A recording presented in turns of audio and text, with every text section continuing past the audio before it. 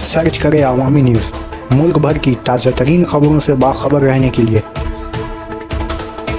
Subscribe करें हमारे channel को और बेल आइकन ज़रूर दबाएं।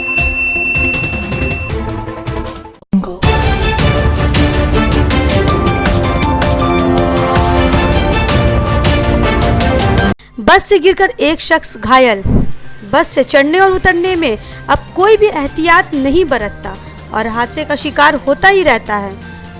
राजा बाजार के विजय कुमार, जो बिहार का रहने वाला था, अलीपुर जज कोर्ट के सामने चलती बस से उतरते हुए अचानक गिर पड़ा और बुरी तरह घायल हो गया।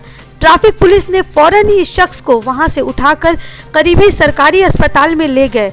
वहां डॉक्टरों ने बताया कि विजय कुमार का सर पीछे से जख्मी हो गया है। अब इसका इलाज चल रहा है, आगे कुछ कहना मुश्किल है।